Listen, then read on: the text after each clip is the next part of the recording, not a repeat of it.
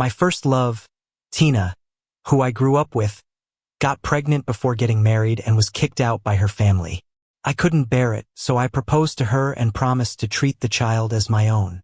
6 months later, her missing boyfriend came back, and he had become a famous business magnate. Because of this, she started to hate me. She thought I ruined her chances of being with him, teamed up with my enemy, and set me up. Reborn again, I decided not to meddle and let her face her own consequences. But then she regretted it. When I opened my eyes again, I was back on the day when Tina was explaining her affair with photos in her hand. Tina didn't care. She threw the pictures right in my face. A nouveau riche like you should be lucky I agreed to get engaged with you. Why do you care what I do outside? I rubbed my cheek that was stinging from her slap and finally realized it wasn't an illusion. If you hadn't pestered me then, do you think I would have even considered you? Her so-called upper-class friends backed her up too. Are all nouveau riches like this? Thinking women with you must follow the old rules and be your subordinate? You're so low. It's the new era. I'm a modern woman. Don't try to guilt-trip Tina. She sounded all righteous as if she wasn't the one crying for my help before. Half a year ago, her family found out that she was switched at birth, and soon after, the real daughter was found. Instead of trying to get along, she made things difficult for her sister. Her parents, concerned about appearances, didn't kick her out until her boyfriend disappeared. She got pregnant and tried to frame her sister. That's when she was driven out. With no money and nowhere to go, she came to me. I'll give you a chance to make me love you. But before that, you can't force me to do things I dislike, and you have to let me live as before. Feeling sorry for her and still having lingering feelings, I agreed. I never expected the cost of pity to be so high. Tina's missing boyfriend reappeared as the son of a business tycoon. She was overjoyed, thinking she could climb up to a mega-rich status through their child. But when she sought him out, she was harshly turned away. That man looked at her and said coldly, "A woman married to someone else is already dirty." Instead of blaming her heartless boyfriend, she turned the hate on me, thinking I ruined her dream of being a rich wife. She ended up in bed with my enemy, leading to my downfall. Modern era, modern women. I nodded, acknowledging her belief. Tina, you're right. You're a modern woman, and I respect that. I believe you'll keep insisting on your independent, modern identity, not relying on anyone. Her ego swelled with my words, her elegant neck held high. You're absolutely right. I kept praising her. I was too self-centered before and didn't see what you needed. That's my fault. From today on, I won't make that mistake. To help you truly embrace independence as a modern woman, I'm setting you free. Let's break up. And rest assured, I'll stop your supplementary card immediately. Money is just so common and would hinder your path to independence. Tina's eyes shifted from pride to blankness. What do you mean? You're breaking up with me? She stared in disbelief. You said it. Don't regret it. Regret? Not a chance in this lifetime. Before leaving, I went over to the restaurant and canceled my VIP card. While dating, I found out she loved this place, so I paid for a membership to make her dining there more fun. The fee alone was tens of thousands a month. My money doesn't just fall from the sky. I could have spent it on dogs who'd at least wag their tails. On her, all I got were cold stares. After I left the restaurant, I went with friends to a bar. Not long after sitting down, I got a call from Tina. She sounded frantic. What did you do? Why doesn't the restaurant card work? Leaning on the sofa with a glass of wine in hand, I casually reminded her, I respect your independence. I'm just a nouveau riche. Maybe my money isn't quite fitting for a modern woman like you. I hung up. Eric, my closest friend, came over cautiously. Did you really break up with her? I nodded. He looked relieved, patting his chest. I knew Ben wasn't dumb in love. She was clearly taking advantage of you. You gave her money, connections, even helped her snobby friends find jobs. They were so bratty to you too. Ben, I'll be blunt. I think relationships should be mutual. You're good to me. I'm good to you. One-sided effort or exploitation won't last. I nodded, down the wine. I sighed inwardly, realizing that after all these years, my buddies seem to get life more than I do. A few other friends also shared their thoughts with me. That's when I realized how mistaken I was in the past. Tina mentioned she felt some of the guys look down on her since she has no family backing her up. They act all handsy, especially Eric. He even tried to keep her as a mistress before. I was furious when I heard that and started avoiding any event where Eric would show up. Over time, our relationship became distant. But now I see Eric wasn't the one in the wrong. He's just a bad guy pretending to be innocent. We drank until the early hours, and when I stepped out to get some fresh air, I ran into two people I'd rather avoid forever. My archenemy, Oscar, was smoking in the corner with someone familiar, Tina's long-lost ex, Owen. By some twist of fate, I was hidden by a tall money tree. The dim light kept me unnoticed for a while. You need to lay low a bit longer. Wait until Ben marries that woman, it'll be more impactful then. Just making him a cuckold isn't enough. It's more fun when he's blindsided by someone he cares about, Oscar said. Hearing that, I started having suspicions. Maybe my past death wasn't as straightforward as I thought. Sure enough, Oscar's next words confirmed my fears. Bro, you're sly. Pretending to be poor to get close to the Song family's adopted daughter. Pulling her into bed with just a finger crook. Ben thinks she's all pure and faithful, and here you are, playing her out. Once they're married, I'll show up to freak out that woman Tina. We'll make her get the insider info on Ben's project bids, and then we'll easily bring him down. I chuckled in anger. Part of me wanted to beat them up, but I figured that'd be too easy on them. Since they enjoy putting on an act, it's time to play along. But from now on, I'll be the one writing the script. The next morning, I headed to the film set early. I'd invested in this production, and Tina was initially cast as the female lead. I needed to sort that out. To my surprise, I ran into Tina right away.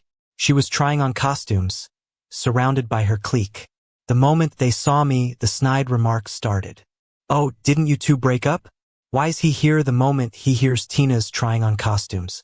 What a loser, right? Tina shot me a sarcastic smile. I knew she was cursing me inwardly. She forgot that these days having money means you're the boss, and she's just surviving off of my wealth. I signaled the makeup artist to come over.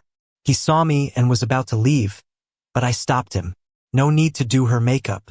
We're recasting this role. The girls around Tina widened their eyes. In their world, love is everything and I'm just a suck-up. So, after not groveling, I actually dared to make things worse without apologizing. One girl, letting her imagination run wild, pointed at me and yelled, Ben, you shameless pig, are you out to get Tina out of hate and force your love upon her? I was speechless, wondering where their brain cells had vanished. It seemed her friends agreed with her, looking at me with disgust and disdain. Bet this money-hungry jerk's thinking, if you don't love me, I'll make sure you don't succeed in this industry. Such a typical move. So gross. Can't have her, so he wants to ruin her. Why's this trash still alive? Tina seemed to envision the same scene. Her eyes filled with disdain when she looked at me. I didn't waste time explaining and left with the makeup artist. This was my first TV drama investment, and I wasn't going to just mess around. A bunch of up-and-coming stars came for auditions today, dressed much better than Tina. I asked the director to organize the casting. As they auditioned, each shone differently. I told the director, don't think about anything else. Just make the web series visually appealing. Pick the right fit, not just the pricey faces. In my past life, I gave Tina the lead role straight away. She was supposed to act as a peerless beauty but didn't even compare to an extra in a web series. She was terrible and pretentious. Her lack of emotion led to poor line delivery, and the web series tanked. Thinking about it now, Mike was right. I gave Tina and her hangers-on opportunities, spending money, putting in effort, and all I got was an ungrateful attitude. Feeling even angrier, I contacted my secretary to cut off everyone I helped through Tina. If they were in my company, fire them. If they were in others, ask to get rid of them. Soon enough, some of her friends started calling. I only took one call. This guy I had marked as Tina's uncle, her real family. Ben, what's going on at your company? I got fired. Tina's mom told you to take good care of me. I'm her real uncle and this is how you treat me? Guess I need to call Tina's mom and spill the tea about you. I laughed. This uncle had the nerve to call. He was probably harassing a junior employee when HR fired him, using the excuse of being related to me to bully girls. How did I tolerate this parasite before? No worries, make the call.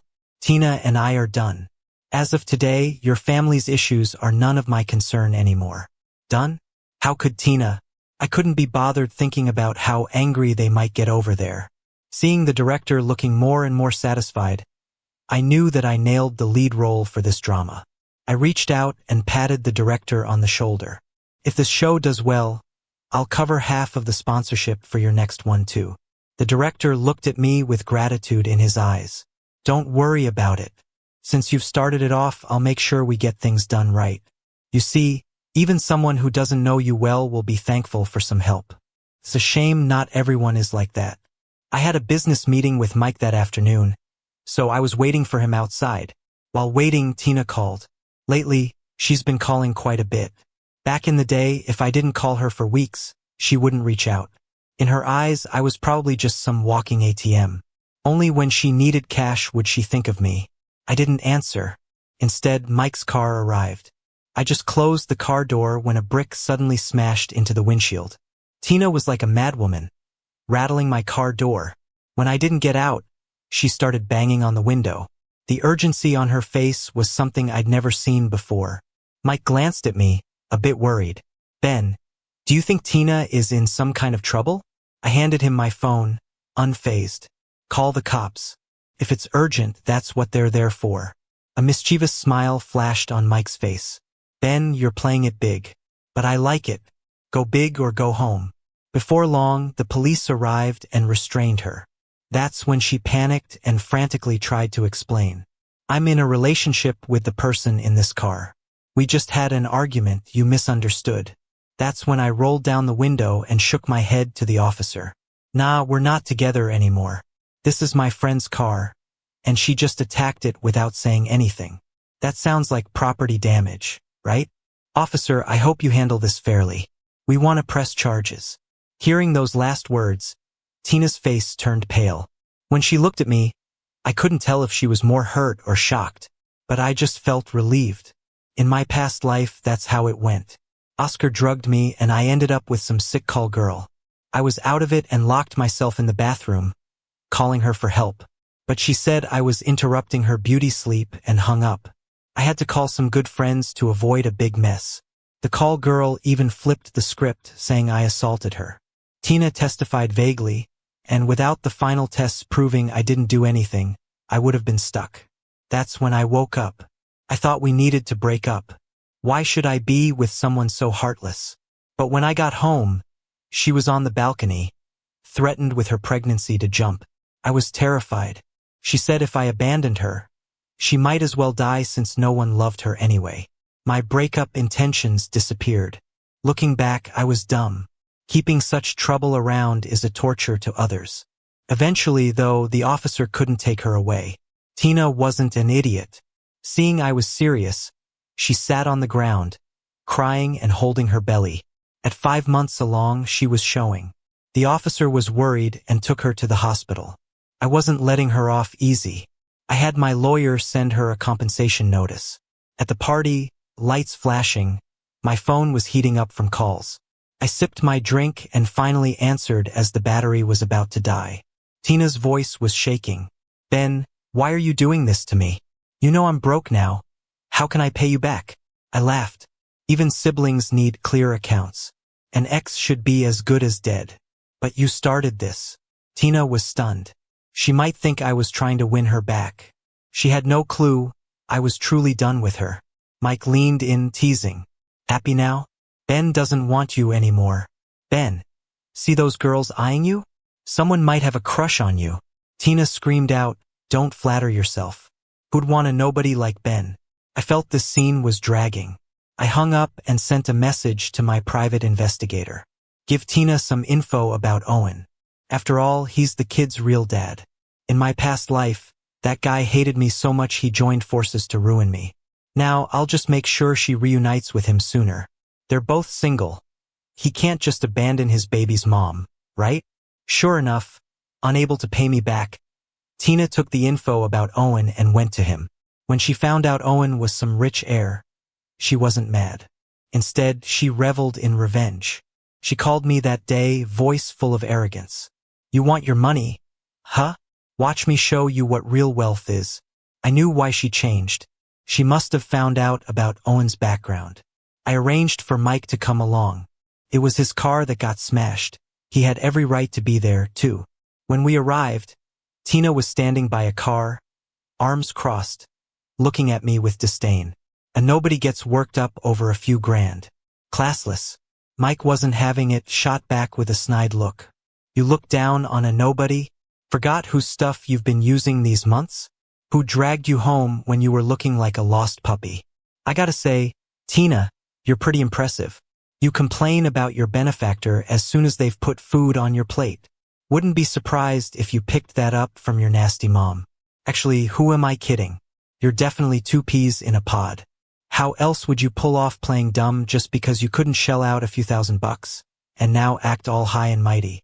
Found yourself a new sugar daddy? Huh? Does your new guy know you're a total backstabber? Ben's done so much for you, and you go and cheat on him. Honestly, taking care of you is worse than caring for a dog. Tina's face went dark with anger, but she didn't say a word, just looked away, as if waiting for something. Waiting for Owen, maybe? Sure enough, in no time, the three traveling companions noticed something was off. Tina's demeanor instantly changed from prideful to a poor victim, tears welling up fast. "You don't have to be so aggressive. It was just a little accident with your car, right? I'll pay you back immediately." She locked eyes with the guy in the middle of the trio, her eyes showing longing and love, and quickly walked over to him, clutching his watch website passionately. "Owen, I thought something happened to you. I looked for you everywhere. I have so much to tell you. I'm pregnant, it's yours. We're gonna have our first baby." Owen's expression cracked. He glanced nervously at the girl standing beside him. She was stunning, dressed elegantly. Hearing Tina's words, what once was a smiling face turned cold fast. She looked at Owen, scoffed, and stormed off. Owen wanted to run after her but was held back by Tina. Tina was blind to the situation and kept on professing her feelings, telling him how hard things had been for her. I just watched the girl's retreating figure and chuckled. Isn't that the woman who ended up marrying Owen in our previous lives? She sure upped his net worth by quite a stretch. Now, with this drama, the future looks dicey. With how things escalated, Owen wasn't mad. Imagine how deep his facade runs. He showed apparent affection, held Tina's hand, and paid off the debt. But who would have thought the next day I was trending online?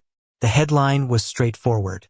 Something like wealthy playboy dumps pregnant rich girl, and millionaire heir protects his first love. I was labeled the heartbreaker. Heard the girl smashed her car in anger when she found out she was being played, and the jerk actually made her pay for it. Such shamelessness. Players like him should just drop dead. Anyone know which company this guy runs? I'm boycotting his products for sure. Scrolling through all the hate comments aimed at me, I wasn't upset. Just waiting to see what would come next. Tina was touched to see so many people speaking up for her. The content wasn't what mattered, but the fact that many saw the wealthy as vulgar despite their riches.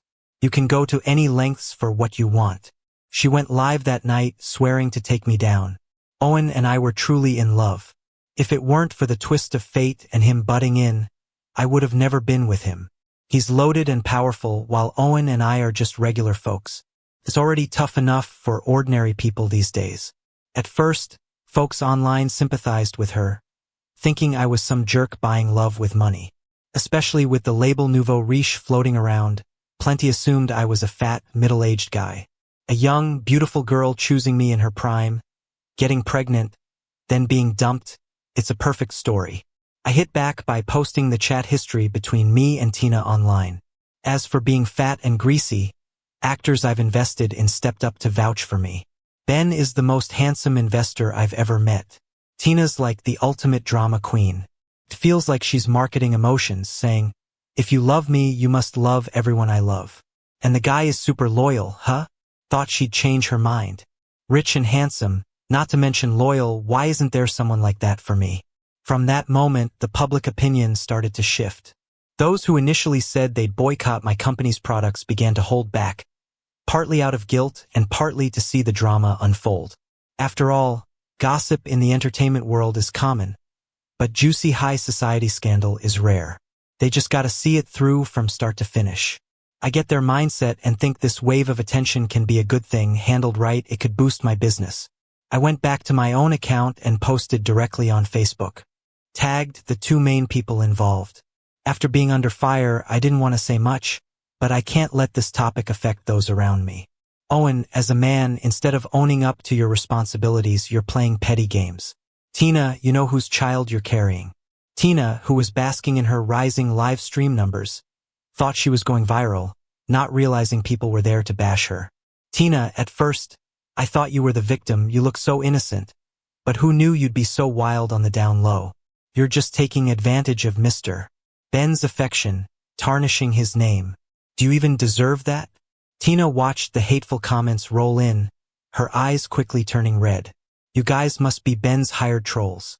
Supporting Ben? Who do you think you are? She can't fight against all these internet users alone. It didn't take long before she couldn't even speak anymore. Desperately, she looked to Owen beside her and said, Owen, send these people a lawyer's letter. They're just as low as Ben. I want to sue them till they have nothing left. She was getting more and more agitated, speaking nonsensically, and even dragged Owen into it. By the time Owen realized it, it was too late. He was so mad he slapped Tina. Shut up. Who let you say I was here? The live stream ended abruptly, and Tina's face disappeared from the video. Looking at this woman, I suddenly felt a bit estranged. How did I ever fall for her in the first place? It was probably from a childhood encounter. My dad made some money from investments, just enough to get us into this social circle, and brought my mom and me from the countryside to live with him. Entering the big city, I felt uneasy living in a big house with only a few people around. Kids of the same age, living in the same neighborhood, would pick on me for that. One time, they took it too far and locked me in a basement warehouse. It was really cold and suffocating down there. My cries for help got weaker and weaker. Just when I was about to pass out, a little girl opened the door. That's how I first met Tina. Little did I know, the innocent and kind girl from back then would turn out like this. It's really disheartening. I was getting a lot of attention on Facebook. Put the three of us on the front page of social news. Many people stood by me. Mike texted me, saying a lot of folks on Facebook are boycotting Owen's stuff, and this has caused a huge stir. It even affected Owen's family's stocks. You can imagine how mad his family was. Owen was the first to bear the brunt of their anger, ending up in the hospital and having his bank card cut off. Tina got kicked out as well. Mike warned me to watch out so I don't get tangled up again. He was right. Tina came to me when she had nowhere else to go. The cleaning lady wasn't aware of our breakup and let her in. Tina shoved a suitcase towards me, looking humiliated. Ben, you really planned this well, knowing it'd make me come back to you. Fine, I'm back now. Delete the stuff on Facebook. Don't you know you're ruining me with that? I looked at her quietly and smirked. Miss Tina, I think you misunderstood. I haven't posted anything to ruin you. I was just stating facts. Hope you understand that we're not related anymore, and I've never thought about bringing you back into my life. So I really don't want you. I called the housekeeper to escort her out. Tina wasn't useful anymore. I heard she went to the hospital to ask Owen for money to stay in a hotel but got thrown out again. Desperate, she recalled the time when she was first kicked out of her family. She wanted to get back with me, trying to engineer a chance meeting, but Mike messed it up every time. Mike had to tell me about it. I didn't want my buddy to keep getting dragged into the same mess. But, sure enough, I ran into her at a club the next day. She was clearly pregnant and a bunch of guys were forcing her to drink, completely ignoring her condition. She couldn't resist and drank tearfully. When she caught a glimpse of me, her tears were like broken pearls, falling endlessly. Ben, please help me. I paused my steps, pulled out my phone, and dialed the police. Before leaving, I glanced at the open-door surveillance of the club. I heard commotion coming from the private room. The men forcing her to drink were calling for help. Owen, we've been double-crossed. That punk called the cops. Help us out and don't let my family hear about this. I understood what was going on. It was a business tactic they loved to use. They must have noticed the attention I was getting online, with many speaking up for me. This was a double-edged sword. If I had gone to help her, the surveillance footage would have likely been edited and posted online. I could almost predict the reactions. Some might think Tina and I were getting back together. Those who had condemned Tina would feel betrayed. The other possibility was if I didn't intervene, I'd be seen as cold-hearted. They didn't see my third option coming. Tina did end up in the hospital because she drank too much, the pregnancy was unstable, and she got too emotional. She lost the baby. Owen didn't visit her because he had his hands full. The friends he had called to help were all sons of wealthy families.